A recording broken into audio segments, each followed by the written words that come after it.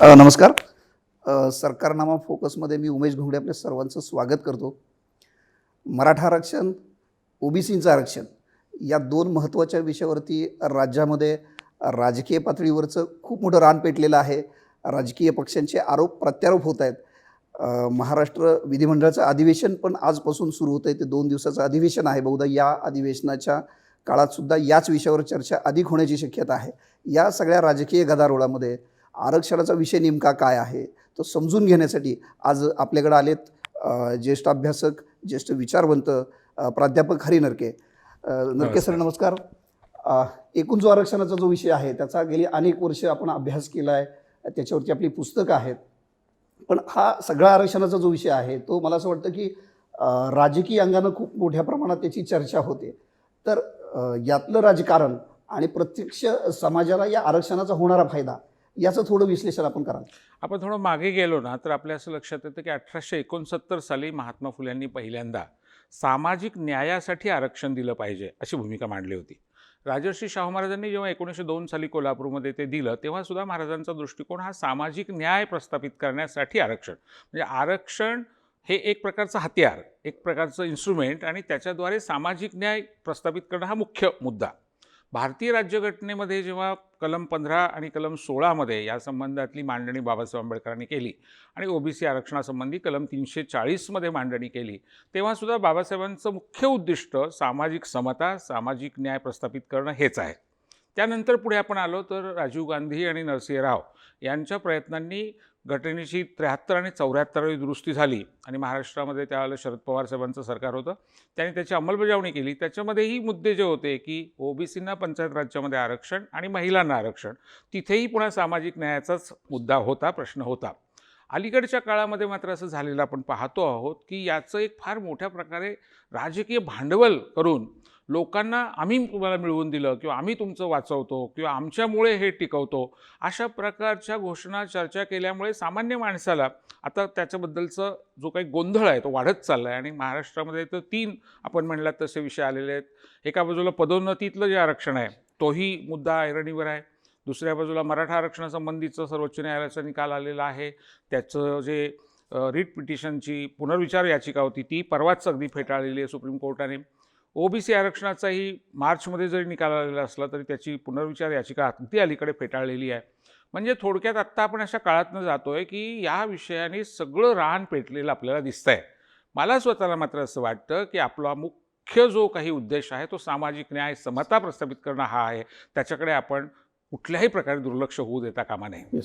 तुम्ही आता राजकीय अंगाने मी विचारलं, तुम्ही तो संदर्भ दिला. मला वाटतं आज सकाळीच देवेंद्र फडणवीस जे विरोधी पक्ष नेते आहेत त्यांनी असा एक उल्लेख केला आहे की पुण्यातले राष्ट्रवादीचे एक प्रवक्ते, मला वाटतं तो तुमच्याकडं निर्देश होता. खरं तर तुम्ही राष्ट्रवादीचा तुमचा संबंध नाही, पण तरीसुद्धा तुम्ही राष्ट्रवादीचे प्रवक्ते या पद्धतीनं बोलताय असा त्यांचा आरोप आहे. हां, मी पाहिलं बातम्यांमध्ये ते सकाळी विधिमंडळाच्या दारामध्ये प्रेसची आणि इलेक्ट्रॉनिक मीडियाशी बोलत होते तेव्हा त्यांनी असं म्हटलं, तुम्ही म्हणलात ते खरं आहे की मी राष्ट्रवादीच काय कुठल्याही राजकीय पक्षाचा सभासद नाही आणि जाणीवपूर्वक नाही आहे, पण त्यामुळे प्रवक्ता असायचा प्रश्नच नाही आहे. पण हे खरं आहे की जनतेच्या वतीने गेली महिनाभर मी काही प्रश्न विचारतो आहे. मला याचा आनंद वाटतो की त्यांनी महिनाभरानंतर एका प्रश्नाचं उत्तर दिलं आहे. मी एकूण 5 प्रश्न उपस्थित केलेले आहेत आणि आजच्या चर्चेमध्ये ते महत्त्वाचे आहेत. बघा, हा जो इम्पिरिकल डेटा जमवण्याच्यासाठी राज्य सरकारने राज्य मागासवर्ग आयोग नुकताच नेमला आहे आणि न्यायमूर्ती आनंद निरगुडे ज्यांची नियुक्ती मुंबई हायकोर्टाने केलेली आहे आणि त्यांच्या नियुक्तीनंतर त्याचं कामही सुरू झालं आहे अशी माझी माहिती आहे आणि ते डेटा जमा करण्याच्या प्रक्रियेला सुरुवात करत आहेत.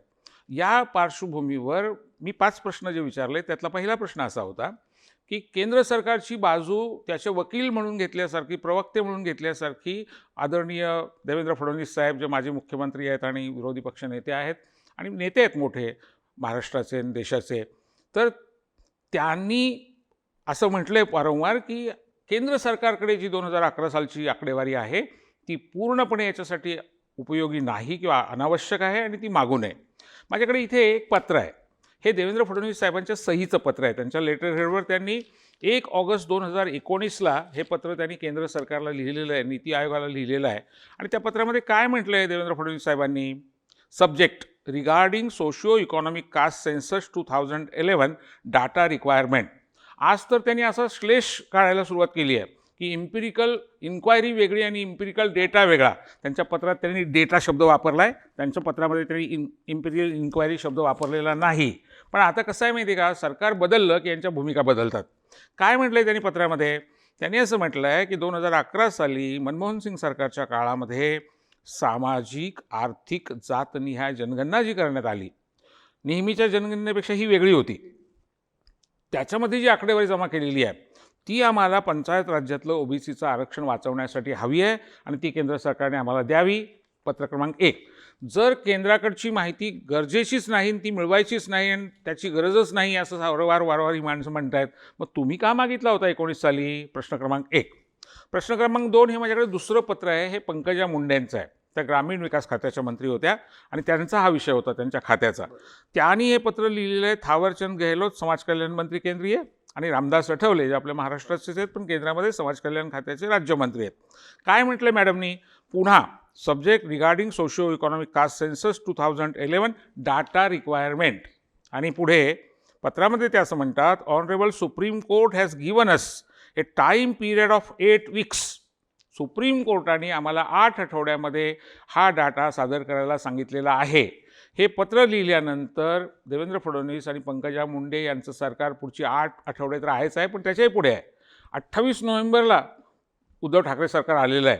म्हणजे तुमच्या काळात तुम्ही सुप्रीम कोर्टाला दिलेला शब्द पाळला नाही आणि म्हणून हे आरक्षण गेलेलं आहे. आणि हा डाटा तुम्ही मागितला पण तो तुम्हाला मिळाला नाही, तुमचंच सरकार असून. हे तिसरं पत्र आहे. हा लेखी पुरावा आहे केंद्र सरकारचा, मोदी सरकारचा. मोदी सरकारने काय उत्तर दिलं आहे? तर पहिलं अत्यंत महत्त्वाचं की 12 जून 2018ला हा डाटा कुणालाही द्यायचा नाही असा केंद्र सरकारने निर्णय घेतला आहे, असं केंद्र सरकारच्या वतीने लेखी कळवण्यात आलं आहे. मला सांगा, 18 साली मनमोहन सिंग सरकार होतं का? हे सांगतायत की मनमोहन सिंगांनी निर्णय घेतला, मनमोहन सिंगांनी निर्णय घेतला द्यायचा नाही. 18 साली तर मोदी सरकार होतं. नंबर 1. नंबर 2, या पत्रात पुढं काय म्हटलं केंद्र सरकारने? आमचा अजून अभ्यास चालू आहे. आता हे सांगतायत की आज त्यांनी ट्विट केलं आणि त्याच्यामध्ये असं म्हटलं की 8 कोटी चुका आहेत त्याच्यामध्ये आणि एकट्या महाराष्ट्रासाठी 70 लाख चुका आहेत. थोडा वेळ आपण मान्य करू की त्या चुका आहेत, असं आपण चर्चेसाठी वादासाठी मान्य करू. सवाल असा आहे की जो डाटा जमवायला 2 वर्ष लागली त्याचा 7 वर्ष ते अभ्यास करतायत आणि या पत्रात पुढे लिहिलं की अजून आमचा अभ्यास चालू आहे. असं आहे की तो डाटा जर चुकीचा आहे असं तुम्हाला लगेच कळलं होतं तर मग आता अभ्यास कसला करताय? जो जमवायला 2 वर्ष लागली त्याचं 7 वर्ष कसं काय अभ्यास चालू आहे आणि अजूनही चालू आहे पुढे? आणि तिसरा आणि महत्त्वाचा मुद्दा आहे, तो डाटा समजा चुकीचा आहे तर तुम्ही नवीन बिनचूक का नाही जमवला? 7 वर्ष तुमचं केंद्रामध्ये सरकार आहे. आता पुढचा मुद्दा, आणि तो खूप महत्त्वाचा आहे.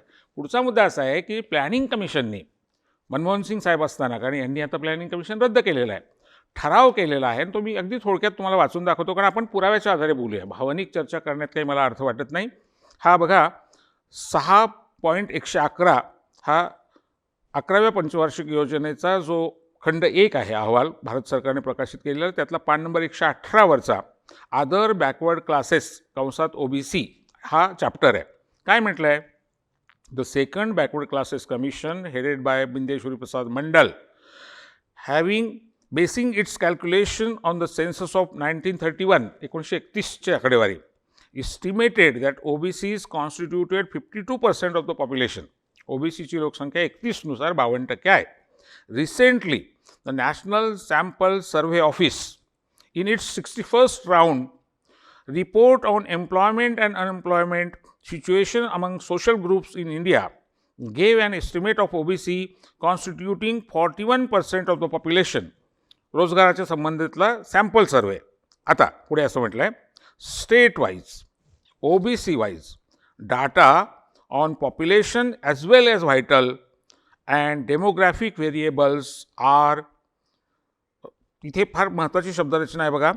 The demographical variables are not available which is the main hurdle in the formulation of policies and programs for the development of other backward classes.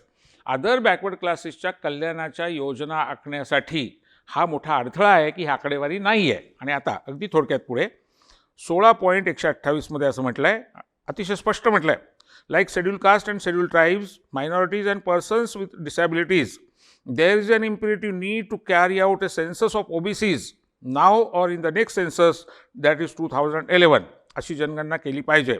In the absence of exact assessment of their population size, काय काय महत्त्वाचं, लोकसंख्या, literacy rate शिक्षण, employment status रोजगार, त्यातही गव्हर्नमेंटमध्ये किती, खाजगीमध्ये किती, असंघटित क्षेत्रात किती, बेसिक सिविक अम्युनिटीज म्हणजे घर आहे की नाही, पिण्याचं पाणी मिळतं की नाही, वीज आहे की नाही, रस्ते आहेत की नाही, हेल्थ स्टेटस, गंभीर स्वरूपाचे आजार, सामान्य स्वरूपाचे आजार, औषध पाण्याची स्थिती, पॉवर्टी स्टेटस, दारिद्र्य रेषा.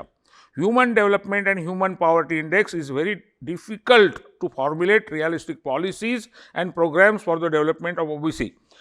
मुख्य मुद्दा उमेश काय आहे तर ओबीसीच्या कल्याणाच्या योजना आखण्यासाठी हे आवश्यक आहे आणि त्याच्यातून लोकसभेमध्ये 5 मे 2011ला 2010ला समीर भुजबळ यांनी अशासकीय प्रस्ताव मांडला. गोपीनाथ मुंडे भाजपचे उपनेते होते, त्यांनी पाठिंबा दिला.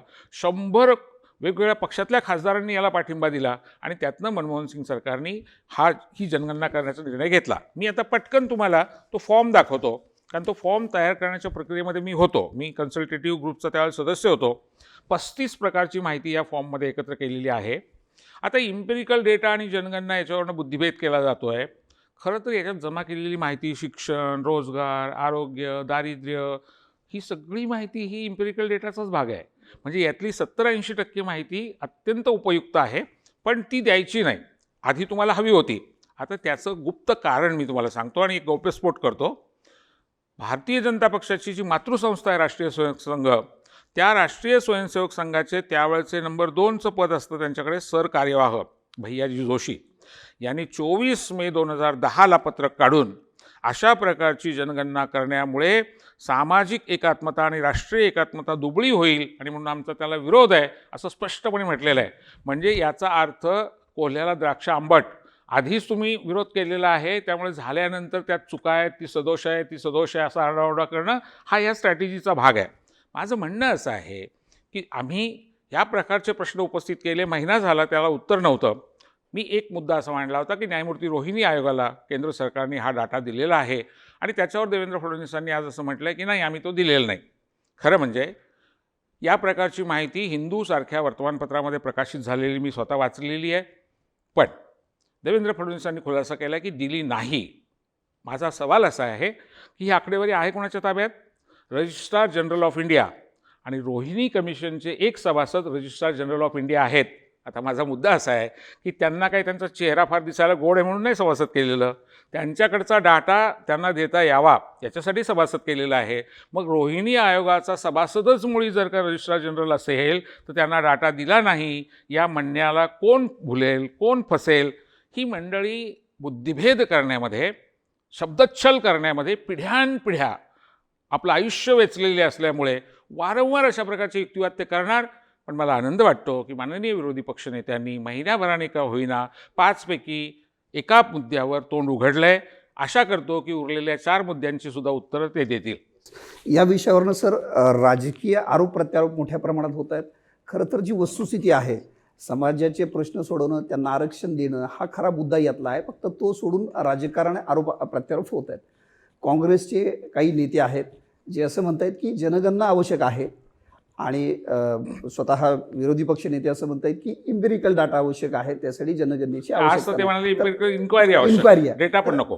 तर नेमकं लोकांना आरक्षण मिळण्याच्या दृष्टीनं काय आवश्यक आहे? आता कसं आहे बघा, लोकांच्यासाठी ना रोजगार, शिक्षण, आरोग्य, निवारा, बिजली, सडक, पाणी हे लोकांच्या दृष्टीनं महत्त्वाचे विषय आहेत. आणि ते कसे मिळतील तर तुम्ही अर्थसंकल्पामध्ये त्याच्यासाठी काय तरतूद करता. शेवटी उमेश, सरकार तोंडाने काय बोलतं, काय भाषणं करतं, काय मन की बातं करतं त्याला काही किंमत नाही. बजेटमध्ये तुम्ही काय करता? मी अतिशय स्पष्टपणाने मुद्द्यावर येतो. बजेट काय सांगताय बघा. मोदी सरकारचं यावर्षीचं बजेट काय लबाडी आहे? लबाडी अशी आहे की ओबीसीला जे बजेट दिलेलं आहे त्याच्यामध्ये EWS जे नवीन सुरू केलं निवडणुकीच्या तोंडावर त्यांनी, जे उच्चवर्णीयांमधले गरीब लोक आहेत त्यांना देण्यासाठी ओबीसीचा पैसा तिकडे वळवला आहे. मी परत सांगतो, उच्चवर्णीयातल्या सुद्धा गरिबांना मिळालं पाहिजे, कारण गरीब हे सगळे गरीब आहेत आणि ते सगळे आपलेच आहेत. पण त्यांना तुम्ही स्वतंत्र निधी द्या ना, तो ओबीसीच्या ताटातला का देताय? तुम्ही त्याच्यासाठी किती हवा तेवढा जास्त द्या. माझं असं म्हणणं नाही की तुम्ही अमुक द्या तमुक द्या, आमचा पाठिंबा आहे त्याला, ती आमचीच भावंड आहेत. पण तुम्ही ओबीसीचा पैसा तिकडे वळवणं हे चुकीचं आहे. हा ओबीसीवर अन्याय आहे. मोदी निवडणुकीमध्ये दरवेळेला सांगत असतात, मी ओबीसी आहे, मी ओबीसी आहे, मी पिछडा आहे. पण फक्त प्रचारसभेत त्यांना आठवतं आपण ओबीसी आहोत. बजेट करताना आठवत नाही, धोरणं ठरवताना आठवत नाही. मनमोहन सिंगांनी जी धोरणं केली त्याच्या पलीकडचं एकही नवं धोरण मोदींनी केलेलं नाही. आणि म्हणून मला स्वतःला असं वाटतं की लोकांना फक्त चर्चेमध्ये गुंतवून ठेवायचं, मुख्य प्रश्नाकडनं त्यांचं लक्ष भलतीकडे वेधायचं. याच्यामध्ये सगळेच राजकीय पक्ष आता प्रवीण झालेले आहेत, तज्ज्ञ झालेले आहेत. आणि म्हणून मग होतं असं की गरीब बिचाऱ्या जनतेचे प्रश्न तिथल्या तिथे राहतात. आता करोनासारखा विषय आपल्यासमोर, अनेक आपल्या लोकांना जीव वाचवण्याचे मुद्दे आहेत, रोजगार वाचवण्याचे मुद्दे आहेत, तरुण मुलं आत्महत्या करतायत. आणि अशा वेळेला आपल्याला खरं म्हणजे चिंतेनी तातडीने पावलं टाकायच्या ऐवजी भावनिक मुद्द्यावर फक्त गुंतवायचं असं काम चालू आहे. सर, राज्यापुरतं बोलायचं झालं तर ओबीसी आरक्षण आणि मराठा आरक्षण, काही घटक असे आहेत की आता मराठ्यांना ओबीसीमधनं आरक्षण द्या असा एक नवीन सूर येतो आहे. तर ओबीसी आणि मराठा या आरक्षणाच्या निमित्तानं हे जे दोन घटक आहेत महाराष्ट्रातले, यांना एकमेकामध्ये लढवणं, त्याच्यात एक सामाजिक दरी निर्माण करणं, असा कुणी प्रयत्न करते का? असं बघा, आपल्या राज्याचा जर आपण मागे जाऊन इतिहास पाहिला तर आपल्याकडे अगदी संत चळवळीपासून एकोपा गोळ्यामेळ्याने राहणं, म्हणजे संत नामदेवांपासून संत ज्ञानेश्वर, एकनाथ, तुकाराम, सावतामाळी असे सगळे जर आपण घेतले तर आपल्या लक्षात येईल की त्यांची जी मुवमेंट आहे ती एकोप्याची वारी. आज सगळ्या जाती धर्माचे लोक त्याच्यामध्ये एकोप्याने जातात येतात. आता करोनामुळे आपल्याला त्याच्यावर बंधनं आणावी लागली. दुसरं, समाज सुधारणा चळवळ, लोकहितवादी, आगरकर, कर्वे, रानडे, फुले, शाहू महाराज, सगळा प्रवास जर आपण पाहिला, विठ्ठलरामजी शिंद्यांचा पाहिला आणि पुढचा सगळा डॉक्टर बाबासाहेब आंबेडकरांपर्यंतचा पाहिला, तिथेसुद्धा वैचारिक घुसळण आहे, विचार कला आहेत, परंतु महाराष्ट्र म्हणून, मराठी माणूस म्हणून आपले लोक एकत्र आहेत. आज मात्र दुर्दैवाने मराठा आरक्षणासारखा असा एक मुद्दा आहे की जो खूप संवेदनशील आहे. त्याच्याबद्दल बोलताना खूप जपून आणि काळजीने बोललं पाहिजे, कारण त्याचे दूरगामी दुष्परिणाम होऊ शकतात, गावागावावर दुष्परिणाम होऊ शकतात. त्यात असं झालं आहे की ओबीसीचाही प्रश्न नेमका त्याच काळात आला आहे आणि हाही त्याच काळात आला आहे. आणि पदोन्नतीतलं आरक्षण जे SC STचं आहे तोही मुद्दा आलेला आहे. मी अगदी थोडक्यात सांगतो. आता अशा प्रकारची जी मागणी येते त्याचे दोन भाग आहेत. मुद्दा क्रमांक 1, सध्या सत्तेमध्ये असलेले 3 पक्ष जे आहेत, महाराष्ट्र विकास आघाडीचे ते आणि विरोधी पक्ष भाजप, या चौघांनीही मागच्या वेळेला देवेंद्र फडणवीसांच्या काळामध्ये 18 साली हा कायदा करताना कायद्यात असं स्पष्ट म्हटलेलं आहे की इतर आरक्षणाला धक्का न लावता, त्यामुळे या चारही पक्षांची भूमिका इतरांना धक्का न लावता द्यायचं अशी होती आहे. नंबर 1.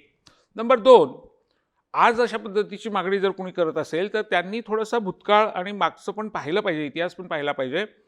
ओबीसीचा अभ्यास करणारं कालेलकर कमिशन, त्यानंतर आलेला मंडल आयोग, त्यानंतर 2011 सालचं national commission on backward classes, या 3 राष्ट्रीय आयोगांनी मराठा समाजाच्या मागणीला नकार दिलेला आहे. सुप्रीम कोर्टाने त्याचा उल्लेख केलेला आहे. 3 राज्य आयोग, 1967 साली जे ओबीसी आरक्षण महाराष्ट्रात 10% आलं त्यावेळेला वसंतराव नाईकांचं सरकार होतं, पण तो आयोग जो आहे BD देशमुख आयोग, तो यशवंतराव चव्हाण साहेबांनी नेमला होता. आणि 64 साली त्याचा अहवाल आला आणि त्याच्या आधारे आरक्षण सुरू झालं आपल्याकडे ओबीसींना शिक्षण आणि नोकऱ्यांमध्ये. तो जो आयोग आहे BD देशमुख कमिशन, त्यांनी सुद्धा मराठा समाजाची मागणी नाकारलेली होती. त्यानंतर खत्री आयोग आला, त्यावेळेला खत्री आयोगाकडे ही मागणी करण्यात आली, खत्री आयोगाने पण ती नाकारली. त्यानंतर बापट आयोग आला आणि बापट आयोगाने सुद्धा ही मागणी नाकारली. सुप्रीम कोर्टाने असं म्हटलं आहे की 3 राष्ट्रीय आयोग आणि 3 राज्य आयोगांनी नाही म्हटल्यानंतर जर गायकवाड आयोगाने हो म्हटलं असेल तर मधल्या काळात काय झालं त्याची मांडणी करावी लागेल, आणि ती मांडणी यात केलेली नाही असा आक्षेप सुप्रीम कोर्टाने घेतलेला आहे. मला स्वतःला असं वाटतं की कोट्यावधी लोकांच्या भावनेचा हा मुद्दा असल्यामुळे याच्यावर खूप जपून बोललं पाहिजे, पण राजकीय बोलण्याच्या ऐवजी सामाजिक अंगाने, प्रबोधनाच्या अंगाने चर्चा केल्या पाहिजेत. आणि एक आपण विसरता कामा नये की बेकारी, शेतकऱ्यांच्या आत्महत्या, ग्रामीण भागातलं दारिद्र्य, हे प्रश्न खरे आहेतच. हे सगळ्याच समाजांचे प्रश्न आहेत. आणि म्हणून आपल्याला आपल्यातला एकोपा, आपल्यातलं गोळ्यामेळ्याची वृत्ती कुठल्याही प्रकारे दूर होणार नाही किंवा आपण त्याच्यापासून लांब जाणार नाही हे बघावं लागेल. कारण हे प्रश्न आत्ताचे आहेत, उद्या असतील, कदाचित नसतील. आपण हजारो वर्षांपासून आहोत आणि मराठी माणूस 1200 वर्षापूर्वी, मी जो अभिजात मराठीचा रिपोर्ट लिहिलेला आहे, उमेश सांगतो, 1200 वर्षापूर्वी उद्योतून सुरी नावाच्या लेखकाने असं म्हटलं आहे की मराठी माणसं धट्टीकट्टी असतात, कष्टाळू असतात, योद्धा असतात, ही अतिशय काटक असतात, काळी सावळी असतात. पण एकच दोष आहे, अत्यंत भांडकुदळ असतात. तेव्हा भांडकुदळ असणं याला काही आक्षेप नाही, पण भांडण करताना सुद्धा आपल्याला हे लक्षात ठेवलं पाहिजे की आपल्याला गोळ्यामेळ्याने राहायचं आहे, एकोप्याने राहायचं आहे आणि तरच आपण इथल्या प्रतिगामी शक्तीला उत्तर देऊ शकू. प्रतिगामी शक्तीचा कायम प्रयत्न राहणार की सामाजिक पातळीवर फूट व्हावी, सामाजिक पातळीवर दुही निर्माण व्हावी आणि म्हणून मला स्वतःला असं वाटतं की हा प्रश्न मांडत असताना पवारसाहेबांसारखे अतिशय जाणते नेते जे आहेत, यशवंतराव चव्हाण साहेबांचा वारसा घेऊन आलेले जे नेते आहेत, त्यांनी तुम्ही बघा ओबीसी आरक्षणाची अंमलबजावणी पवारसाहेबांच्या काळात झाली. 94 साली हा जो काही घटनादुरुस्ती 73 आणि 74 आलेला पंचायत राज्यातला आरक्षणाचा मुद्दा आहे, त्याची अंमलबजावणी पवारसाहेबांनी केलेली आहे. पवारसाहेबांच्यामुळे 56,000 ओबीसींना, आणि ओबीसी नुसते नाहीत, भटके विमुक्त आणि एसबीसी या तिघांना मिळून हे 27% आरक्षण मिळालं. त्याच्यातून उमेश 3 लाख लोकांना आतापर्यंत संधी मिळाली. हे नवीन लोक आहेत, यांना कधीही राजकीय संधी मिळाली नव्हती आणि त्यामुळे त्यांचं प्रशिक्षण झालं. महाराष्ट्रामध्ये हे सुद्धा महत्त्वाचं आहे की नव्या घरांना, भटक्यांच्या पालांवर, ओबीसींच्या नवी घरामध्ये राजकीय प्रशिक्षण सुरू झालं. ते या प्रश्नाकडे कसं बघतात, मला स्वतःला असं वाटतं की त्यांची भूमिका ही कायम समंजस राहिलेली आहे. मला त्यांना धन्यवाद याच्यासाठी द्यायचे की जेव्हा देवेंद्र फडणवीसांनी हा कायदा केला तेव्हा पवारसाहेब एकमेव असे होते की त्यांनी विधान केलं होतं जाहीरपणे की आता जी घटनादुरुस्ती 102 झालेली आहे तिच्या अन्वये राष्ट्रपतींची संमती घेणं आवश्यक आहे आणि ती घेतलेली नाही, त्यामुळे या कायद्याच्या बाबत मला शंका आहे. आणि तसंच घडलं. सुप्रीम कोर्टाने नेमका तोच मुद्दा उपस्थित केला. PB सावंत सर होते बघा त्यावेळेला, आज नाही आहेत ते आपल्यामध्ये. ते सुप्रीम कोर्टाचे न्यायाधीश, त्यांनी सुद्धा हा सावधगिरीचा इशारा दिला होता. मला स्वतःला असं वाटतं की ही जी विवेकवादी मंडळी आहेत आपल्यातली, आपल्या सामूहिक विवेकाचं रक्षण करणारी मंडळी आहेत, ती अत्यंत जबाबदारीनं बोलतायत, मांडतायत, आपलं लक्ष वेधतायत. आपण त्याचं नीटपणाने मला असं वाटतं की परीक्षण करायला हवं आणि त्यातलं योग्य ते घ्यायला हवं. सर, मला आज आपण मराठा आरक्षण आणि ओबीसीचं आरक्षण या मुख्यत्वे 2 विषयांवरती बोलतोय. मराठा आरक्षण हे सध्या जी काही त्याची लढाई सुरू आहे, त्या लढाईमध्ये शरद पवार फार आग्रही दिसत नाहीत. ज्या पवारांनी 1994ला ओबीसीचं आरक्षण दिलं, ते मराठा आरक्षणामध्ये फारसे आग्रही दिसत नाहीत. याच्याकडे तुम्ही कसं बघता? मी बघा, पवारसाहेबांची भूमिका कायम सामाजिक न्यायाची राहिलेली आहे, हे मी एक अभ्यासक म्हणून सांगू शकतो. विद्यापीठाचं नाव देण्याचा विषय असेल, मग तो औरंगाबादचा किंवा पुण्यातला सावित्रीबाई फुल्यांचं नाव देण्याचं असेल, सोलापूरला अहिल्याबाई होळकरांचं नाव देण्याचं असेल, महिला धोरण आखण्याचा विषय असेल किंवा मंडल आयोग लागू करण्याचा मुद्दा असेल, पवारसाहेबांची कायम वाटचाल ही सामाजिक न्यायाच्या दिशेने राहिलेली आहे. फक्त एकच आहे, पवारसाहेबांचा सनसनाटी करण्यावर विश्वास नाही आहे. लोकांना काहीतरी गुमराह करण्यावर किंवा लोकांचा बुद्धिभेद करण्यावर, शब्दोच्छल करण्यावर ते माहीर नाही आहेत, ते तसं करत नाहीत. आणि म्हणून मला असं वाटतं की अत्यंत गुंतागुंतीच्या काळातनं जेव्हा आपला समाज जातो आहे, त्या काळामध्ये एक तर ते अलीकडे खूप आजारी आहेत, त्यांची बरीच ऑपरेशन्स पण आपण झालेली बघतो आहोत आणि त्यांच्या वतीने अजितदादा बोलत आहेत, सुप्रियाताई पण बोलत आहेत, त्यांच्या पक्षाचे प्रवक्ते पण बोलत आहेत. मला स्वतःला असं वाटतं की पवारसाहेबांचं या संबंधामधलं काय नेमकं म्हणणं आहे ते समजावून घ्यायला मलाही आवडेल, आपल्याला सगळ्यांना, महाराष्ट्राला आणि देशाला आवडेल. पण त्यांची आजारपणं आणि अलीकडच्या वातावरणामध्ये एक तणाव निर्माण झाला आहे, वातावरण पेटलं आहे, तापलं आहे. कदाचित पाणी निवळू द्यावं, थोडा गाळ खाली बसू द्यावा आणि त्यानंतर बोलावं, असं सुद्धा धोरण असू शकतं. सर, या चर्चेतला आणखी एक महत्त्वाचा मुद्दा जो असा आहे की दोन्ही काँग्रेस असेल, म्हणजे आघाडी सरकार असेल किंवा भाजप असेल, यांच्याकडे नेमकी माहिती दिली जात नाही आहे. हा जो आरक्षणाचा मुद्दा आहे तो 5 जिल्हा परिषदांपुरता आहे की त्याच्यामध्ये नेमकी वस्तुस्थिती काय, सुप्रीम कोर्टाचा नेमका निर्णय काय आहे? हां, काय झालं आहे उमेश, की राजकीय पक्षांना अ, ब, क, ड आपण नावं घ्यायची गरज नाही, पण कोंबडे झुंजवण्याची सवय लागलेली आहे. आरोप प्रत्यारोप एवढ्यापुरतंच खरं तर राजकीय पक्षांनी जनजागरण करणं अपेक्षित आहे.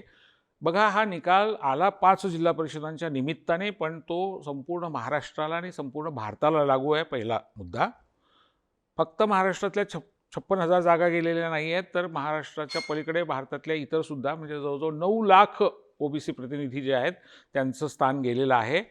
दुसऱ्या बाजूला हा जो निकाल आहे, हा जरी विकास किसन गवळी केसच्या निमित्ताने आलेला असला आणि न्यायमूर्ती खानविलकर यांच्या त्रिसदस्यीय बेंचनी तो दिलेला असला मार्च 2021मध्ये, तरी त्याचं फाउंडेशन, त्या निकालाचा पाया आणि त्या निकालाचा गाभा हा के. बालकृष्णन जे आपले चीफ जस्टिस होते 2010 साली, के. कृष्णमूर्ती नावाच्या व्यक्तीने कर्नाटकमध्ये ही जी घटनादुरुस्ती आहे 73 आणि 74वी, तिला चॅलेंज केलं होतं. आणि अशा प्रकारे पंचायत राज्यामध्ये ओबीसीला आरक्षण देणं घटनात्मकदृष्ट्या अवैध आहे अशी मागणी केली होती. तेव्हा त्या 5 न्यायाधीशांच्या घटनापीठाने निकाल 2010 साली दिला. त्यातली महत्त्वाची गोष्ट ही की हे आरक्षण वैध आहे, घटनात्मकदृष्ट्या योग्य आहे. 73 आणि 74वी घटनादुरुस्ती बरोबर आहे असा निकाल कोर्टाने दिला. पण कोर्टाने असं म्हटलं की त्याच्या अंमलबजावणी करताना मात्र ट्रिपल टेस्ट, त्रिसूत्रीचं पालन केलं पाहिजे आणि इम्पेरिकल डेटा दिला पाहिजे. आता हे काय ट्रिपल टेस्ट आपण जरा समजावून घेऊया. ही त्रिसूत्री जी आहे त्यातलं पहिलं सूत्र आहे की ओबीसी समाज जो आहे तो एक वर्ग आहे, क्लास आहे, अदर बॅकवर्ड क्लास. तर क्लास ॲज अ होल या समाजाचं मागासलेपण जे आहे ते पुढारलेल्या समाजाच्या तुलनेमध्ये किती आहे ते तुम्हाला मांडावं लागेल. आता ते कशाचं मोजलं जातं? साधारणपणे शिक्षणाचा मुद्दा असतो, गळतीचा विषय असतो, रोजगाराचा मुद्दा असतो, संपत्तीचा मुद्दा असतो, दारिद्र्याच्या बरोबरच वेगवेगळे आजारपणं असतात. अशा पद्धतीचा एम्पिरिकल डेटा जो आहे तो मांडून आपल्याला तुलना करावी लागते. आता इम्पेरिकल इन्क्वायरी की एम्पेरिकल डेटा, जनगणना की नाही, हे केवळ शब्दच्छल आणि बुद्धिभेदाचे प्रकार आहेत. असं आहे की या विशेष जनगणनेमध्ये सामाजिक, आर्थिक आणि जात जनगणनेमध्ये जी माहिती जमा केलेली आहे तो फॉर्म जो आहे त्या फॉर्ममध्ये ही माहिती आहे. त्यामुळे ही माहिती तिकडे पण उपयोगी आहे, इकडे पण उपयोगी आहे. इथे काय फक्त लोकसंख्या नाही मोजलेली. तुलना करणं महत्त्वाचं आहे. जेव्हा तुम्हाला मागासलेपण सिद्ध करायचं आहे तेव्हा अच्या दृष्टीने ब मागास आहे असंच म्हणावं लागतं आणि म्हणून शेवटी आकडेवारीनेच ते सिद्ध करावं लागतं. एक दुसरं सूत्र त्यातलं हे आहे की या समाजाला खुल्या गटातून किती राजकीय प्रतिनिधित्व मिळालेलं आहे. पॉलिटिकल रिप्रेझेंटेशन म्हणजे खुल्या जागेवर उभं राहून या समाजातले किती लोक निवडून येतात. तुम्हाला माहिती आहे आता महाराष्ट्रामध्ये एवढ्या वर्षामध्ये एकही ओबीसी किंवा भटक्यामुक्ताचा मुख्यमंत्री किंवा मोठ्या पदांवर अशी माणसं दिसत नाहीत. अपवादात्मक पातळीवर छगन भुजबळ किंवा गोपीनाथ मुंडे यांच्यासारखे उपमुख्यमंत्री झाल्याचं उदाहरण आहे, पण ती पुन्हा अपवादात्मकच आहेत ती उदाहरणं. त्यामुळे राजकीय प्रतिनिधित्व या समाजाला किती मिळाले खुल्या गटातनं ते सिद्ध करणं हे दुसरं सूत्र. आणि तिसरं आणि महत्त्वाचं सूत्र अनुसूचित जाती, अनुसूचित जमाती, इतर मागासवर्गीय, त्यात भटके विमुक्त, SBC म्हणजे विशेष मागास प्रवर्ग, गोवारी, माना, हलवा कोष्टी वगैरे सगळे, या सगळ्यांना मिळून या 27% राखीव जागा एकत्र आहेत. शिक्षण आणि नोकऱ्यांमध्ये 11% भटके विमुक्त अ ब कडं वेगळं आहे, SBC 2% वेगळं आहे, OBC 19% वेगळं आहे. पण राजकीय आरक्षणामध्ये मात्र हे तिघही एकत्र आहेत आणि त्यांना एकत्रित 27% आहे. एकाच वॉर्डातनं निवडणुका लढवाव्या लागतात.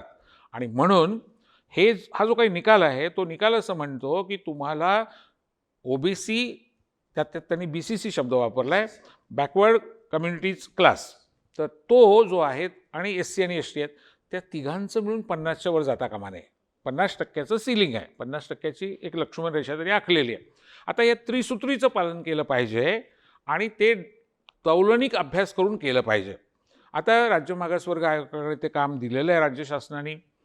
माननीय आनंद निरगुडे साहेबांच्या अध्यक्षतेखाली हायकोर्टाने त्यांची नियुक्ती करून या कामाला सुरुवात पण केली अशी माझी माहिती आहे. राज्य सरकारने त्यांना समर्पित आयोग, डेडिकेटेड कमिशन हा दर्जा देऊन हे काम सुरू करायला सांगितलं आहे. पण आता महाराष्ट्राच्या बाहेरसुद्धा इतर राज्यांमध्ये हा प्रश्न जसा तापत जाईल, उत्तर प्रदेशमधल्या निवडणुका आहेत, मध्य प्रदेश आहे, पंजाब आहे, राजस्थान आहे, वेगवेगळ्या राज्यांमध्ये हा विषय जेव्हा पोचेल मला विश्वास आहे की इतर राज्यांमध्ये सुद्धा या संबंधामधली प्रचंड अस्वस्थता निर्माण होईल. उमेश, एक मुद्दा लक्षात घेतला पाहिजे, नवीन आरक्षण द्या अशी मागणी नाही आहे. जे 94 साली दिलं होतं ते गेलेलं आहे. म्हणजे ताटातलं आत्ता पळवलं जाते. आत्ता कुठे मिळायला लागलं होतं? महाराष्ट्रामध्ये 3 लाख कुटुंबांना आतापर्यंत फक्त फायदा झाला आहे. आणि म्हणून मला स्वतःला असं सांगायचं आहे की अख्ख्या देशावर परिणाम करणारा हा विषय आहे. आणि सगळ्यात महत्त्वाची गोष्ट अशी आहे की मैं पिछडा हूँ असं म्हणणारे आदरणीय नरेंद्र मोदी मात्र शांत आहेत. काहीही प्रतिक्रिया नाही आहे, कसलीही मन की बात नाही आहे. आणि मग मला स्वतःला असं वाटतं की यातनं कळतं की तुम्हाला कोणत्या प्रश्नावर ट्विट करावं असं वाटतं, कोणत्या प्रश्नावर तुम्ही व्यक्त होता, कोणत्या प्रश्नावर तुम्ही भाषणं करता. आणि या प्रश्नांवर आता मार्चमध्ये निकाल आला आहे, 4 महिने झाले, अजून सगळं मौन आहे.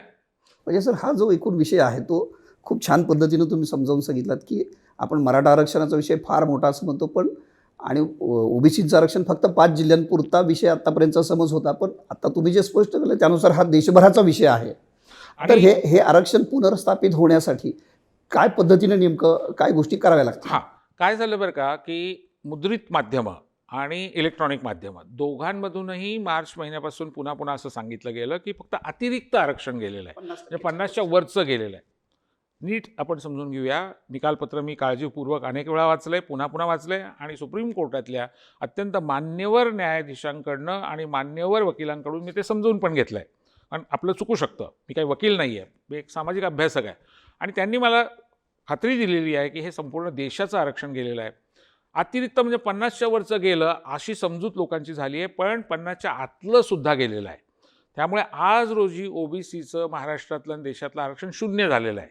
आणि ते शून्य झाल्यामुळे इथून पुढच्या काळामध्ये जे 9 लाख लोक देशामध्ये आता आहेत, प्रतिनिधित्व करतायत, ते सगळ्यांचं ते जाणार आहे.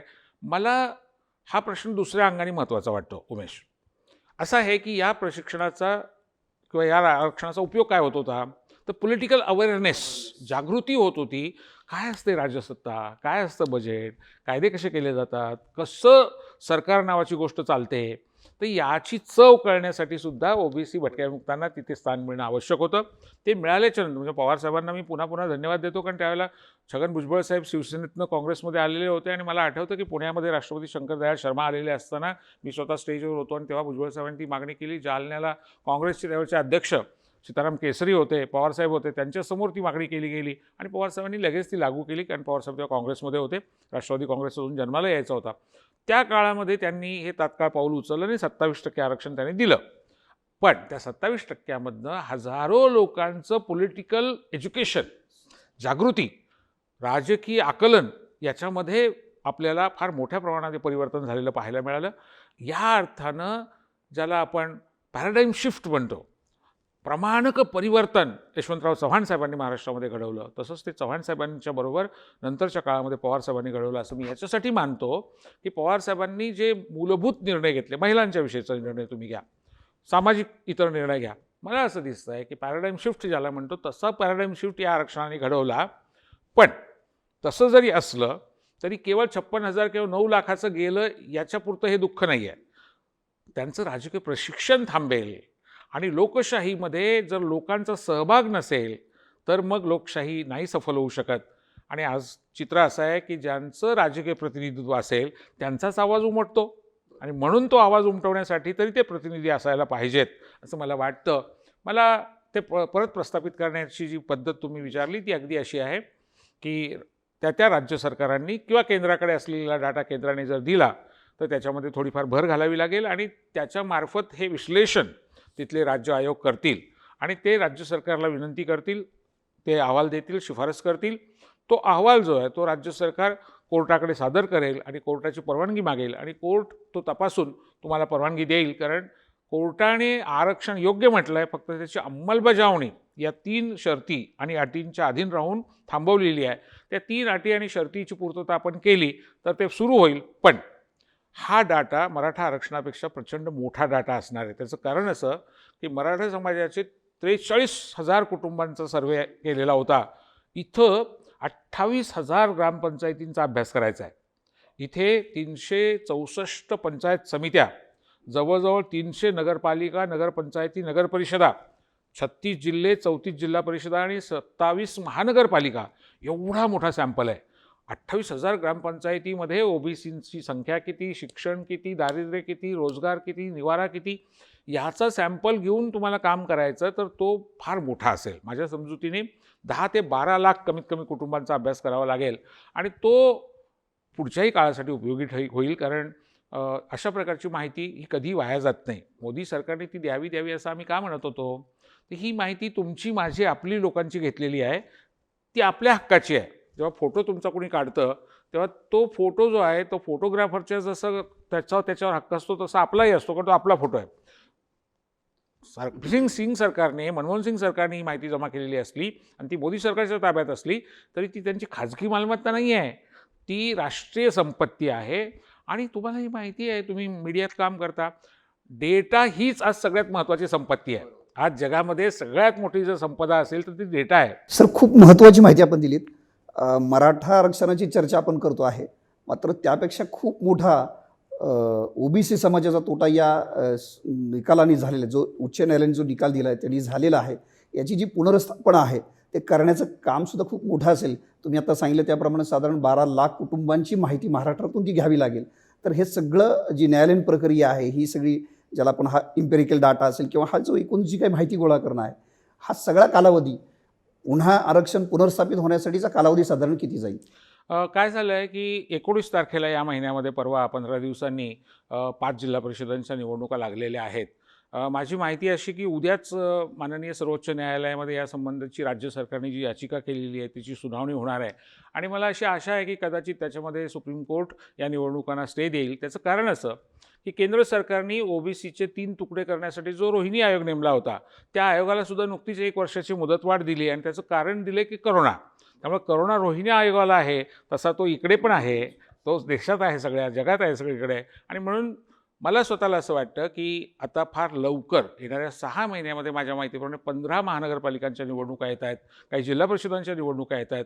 तर त्याच्या आधी हा डाटा तयार करायचा प्रयत्न जरूर असेल, पण जो सॅम्पल साईज आहे तो खूप मोठा आहे, नंबर 1. नंबर 2, तुम्हाला हे आठवत असेल बघा की करोनाच्यामुळे ग्रामपंचायतींच्या काही हजार ग्रामपंचायतींच्या निवडणुका पुढे ढकललेल्या आहेत आणि हा सॅम्पल हा ग्रामपंचायतींसाठी सुद्धा आवश्यक आहे. त्यामुळे मला स्वतःला असं वाटतं की माननीय सर्वोच्च न्यायालय 3 प्रकारे निर्णय घेऊ शकतं. पहिला निर्णय म्हणजे केंद्र सरकारला तो डाटा द्यायला ते आदेश देऊ शकतं. दुसरा निर्णय म्हणजे या निवडणुकांना ते या करोनाच्या पार्श्वभूमीवर त्या पुढे ढकलण्याचा निर्णय घेऊ शकतं. तिसरा मुद्दा म्हणजे राज्य सरकारला हा डाटा जमा करण्याच्या संबंधी आयोग निर्माण करून जे काम सुरू झालं आहे त्याला मान्यता देऊन तो लवकरात लवकर करण्यासाठीचं पायाभूत सुविधा पुरवाव्यात, अशा प्रकारचे सुद्धा सुप्रीम कोर्ट सांगू शकतं. आणि तसं जर झालं, आपल्याकडे यंत्रणा खूप मोठी आहे, सवाल आहे तो इच्छाशक्तीचा. पॉलिटिकल विल ज्याला म्हणतात ते जर असेल तर मला असं वाटतं की याच्यावर सुद्धा मार्ग काढता येईल. फक्त एकच आहे की करोनामुळे शिक्षकांनी घरोघर जाऊन काम करणं, सरकारी कर्मचाऱ्यांनी काम करणं, ग्रामीण विकास किंवा समाज कल्याणच्या अधिकाऱ्यांनी काम करणं हे जीवाशी खेळणं आहे आणि म्हणून थोडंसं कदाचित करोना संपेपर्यंत थोडा वेळ लागेल. आता करोना किती दिवस राहणार आणि किती नाही आपल्याला माहीत नाही, पण तो संपल्यानंतर मात्र मला स्वतःला असं वाटतं की 6-1 महिन्यामध्ये हे काम पूर्ण व्हायला हरकत नाही. आता एकूण आता तुम्ही जे बोलताना असं म्हटलात की केंद्र सरकारला डाटा द्यायचा आदेश केंद्र सरकार देऊ शकतं. तो जर डाटा केंद्र सरकारने दिला तर या सगळ्या पाहणी करण्याची, ही माहिती गोळा करण्याची गरज पडेल का? हां, त्याच्यात कसं आहे बघा की त्या डाटामध्ये शिक्षणविषयक माहिती, रोजगाराची माहिती, गळतीचं प्रमाण, त्यांचं निवाऱ्याची अवस्था, आरोग्याची अवस्था, या सगळ्याची माहिती त्यात आहे. त्यात फक्त काय करावं लागेल की आत्ता 10-11 वर्षामध्ये जो बदल झालेला आहे त्या संबंधीचा एक छोटा सॅम्पल घेऊन तो तपासून बघून घ्यायला लागेल, कारण आता त्याला ताजं रूप देण्यासाठी. पण तो जर मिळाला तर काम 70 ते 80% सोपं होणार आहे, वेळही वाचणार आहे आणि परत तेच काम का करायचं. म्हणजे माझं म्हणणं असं आहे बघा उमेश, की जेवण तयार आहे, लेकरू उपाशी आहे, ते आईला म्हणते की मला जेवायला घाल. आई काय म्हणते माहिती का, हे जेवण तुला मिळणार नाही, तू जा काम कर, दिवसभर कमाव, ते पैसे आण, त्याच्यातनं धान्य विकत आण, त्यातनं दळून आण, तू तुझा स्वयंपाक कर आणि तू जेव. अरे राज्य सरकारांनी ही माहिती राज्य सरकारच्या माध्यमातून जमा केली आहे सरकारने. केंद्र सरकार काही येत नाही त्याच्यासाठी, राज्यालाच सांगतं ते. आपल्याच राज्याच्या माध्यमातून त्यांनी ती माहिती मिळवलेली आहे, ती राज्याला उपयोगी आहे, तर का द्यायची नाही? हा हटवादीपणा, याचं एक उत्तर दिलं पाहिजे. दुसरं, तो आत्ता पुन्हा एकदा डाटा जमा करायला अडचण नसती जर करोना नसता तर. आता आपण अडचणीत आहोत आणि अशा वेळेला तो द्यायचा नाही, हे काय धोरण आहे? मी परत एकदा सांगतो, आम्ही ओबीसीचे कैवारी आहोत असं दाखवण्याचा आटापिटा करायचा, कारण ओबीसीच्या वोट बँकेवर कायम डोळा आहे, पण ओबीसीचे कसाई असल्यासारखं वर्तन करायचं. शेवटी तुम्ही तोंडाने काय बोलता याला लोक भुलणार नाहीत, तुमचं वर्तन काय आहे, तुमचं आचरण काय आहे ते लोक बघतील. आणि मला असं वाटतं की याचं राजकीय उत्तर जनता त्यांच्या निवडणुकीतल्या मतपेटीतनं नक्की दिल्याशिवाय राहणार नाही. आता तुम्ही असं म्हटलात की ओबीसीच्या मतासाठी भारतीय जनता पक्षाच्या वतीनं हे सगळं आटापिटा केला जातोय. आत्ता या आरक्षणाच्या संदर्भानं बुद्धिभेद केला जातोय भाजपकडून, असंही तुमचं मत आहे. या पार्श्वभूमीवरती काँग्रेस, राष्ट्रवादी किंवा महाविकास आघाडी सरकारच्या वतीनं ज्या पद्धतीनं फडणवीस बोलतात त्या पद्धतीनं अभ्यासू उत्तर द्यायला त्या पक्षाकडून किंवा सरकारकडून कुणी येत नाही आणि म्हणून तुम्ही बोलता आणि म्हणून तुमच्यावरती भाजपचा राग आहे का? मला असं वाटतं बघा काय झालं आहे की एकतर केंद्र सरकार गेली 7 वर्ष ज्या पद्धतीने ईडी, CBI, बाकीच्या शासकीय यंत्रणांचा, केंद्रीय यंत्रणांचा गैरवापर करत आहे, वारंवार करत आहे. आणि ते काही फक्त राजकीय पक्षाचे आरोप नाही आहेत, आमच्यासारख्या सामान्य अभ्यासकाला सुद्धा ते दिसतं आहे. की तुम्ही केवळ विरोधी विचाराच्या संपूर्ण लोकांच्यासाठी अशा पद्धतीच्या कारवाया करून त्यांच्या नाड्या आवळताय आणि एक प्रकारे त्यांच्या बोलण्यावर, त्यांच्या काम करण्यावर बंधनं आणताय. ही एका बाजूला आहे. दुसऱ्या बाजूला काय झालं आहे बरं का, की भारतीय जनता पक्षाकडे त्यांच्या मातृसंस्थेच्या माध्यमातून लाखो लोकांचं ट्रेनिंग झालेलं आहे, प्रशिक्षित. First year training, second year training, third year training, त्यांच्याकडे फार मोठा अशा प्रकारचा थिंक टँक आहे. त्यांच्याकडे पूर्ण वेळ या विषयावर काम करणारी माणसं आहेत. याच्या उलट अगदी पवारसाहेबांसारखे जाणते नेते असताना सुद्धा राष्ट्रवादीकडे अशा प्रकारचं काही प्रशिक्षण आहे का? काँग्रेस जो सगळ्यात जुना पक्ष आहे आणि सगळ्यात मोठा पक्ष एकेकाळचा, त्याच्याकडे अशी काही पद्धत आहे का? शिवसेनेकडे अशी काही पद्धत आहे का? मी नक्की माहिती घ्यायचा प्रयत्न करेन, पण माझ्या समजुतीने आत्ता तरी ती नाही आहे.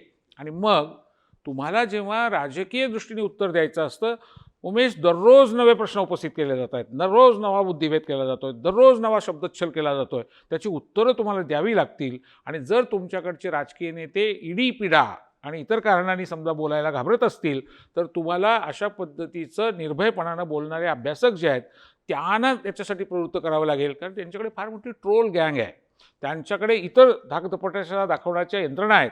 आणि मला स्वतःला असं वाटतं की माझ्यासारख्याला का बोललं पाहिजे?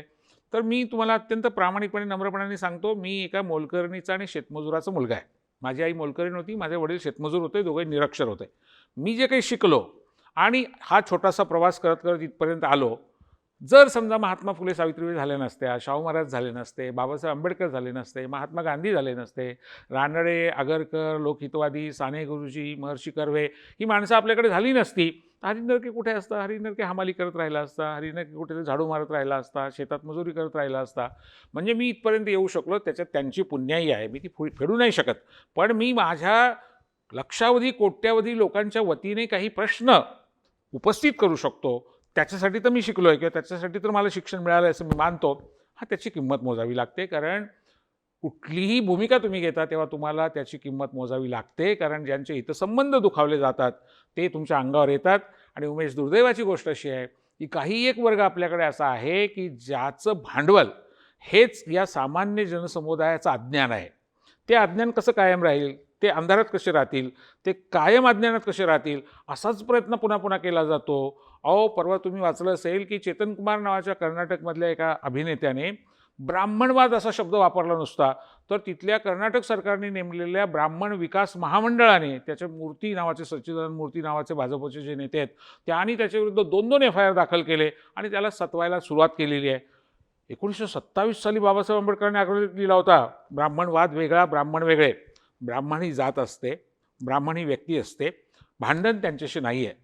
ब्राह्मणवाद नावाची जी विचारधारा आहे, प्रवृत्ती आहे, तिच्यामध्ये विषमता असते, तिच्यामध्ये अन्यायाची भूमिका असते, तिच्यामध्ये तिरस्काराची भूमिका असते, बहिष्काराची भूमिका असते. आणि बाबासाहेबांनी स्पष्ट केलं आहे, 94 वर्षापूर्वी लिहिलं आहे त्यांनी बहिष्कृत भारतच्या अग्रलेखात, की अनेक ब्राह्मणांनी ब्राह्मण्य सोडलेलं होतं, आहे, राहील. आपल्याकडे विनायकराव कुलकर्णी घ्या, SM जोशी घ्या, नानासाहेब घ्या, नरेंद्र दाभोळकर घ्या, मी कितीतरी नावं सांगू शकेन तुम्हाला, अगदी अलीकडची, त्याच्या आधी तर खूपच आहेत. पण ब्राह्मणेतर एखादा आहे, कुणी माळी आहे, कुणी धनगर आहे, कुणी मराठा आहे, किंवा म्हणजे तो ब्राह्मणवादी नाही असं नसतं. त्याच्या मनावर तो संस्कार करून त्याला ब्राह्मणवादी बनवलं जाऊ शकतं, विषमतावादी बनवलं जाऊ शकतं. आणि आपला विरोध जो आहे तो व्यक्तींना नाही, आपला विरोध विचारसरणीला किंवा प्रवृत्तीला आहे, असं चेतन कुमारनी म्हटलं आहे. त्या मानाने महाराष्ट्र खूप सुदैवी म्हणायचा की आपण खूप पुढे आहोत. असल्या तरी बनावट केसेस आपल्याकडे होत नाही आहेत. खूप धन्यवाद सर, आज तुम्ही आलात. खूप आरक्षणाच्या संदर्भानं जी माहिती नव्हती ती आपण वाचकांपर्यंत, प्रेक्षकांपर्यंत खूप चांगल्या पद्धतीनं आपण सांगितलीत. धन्यवाद. पाहत राहा, ऐकत राहा डिजिटल प्लॅटफॉर्मवरती साम, सकाळ आणि सरकारनामा.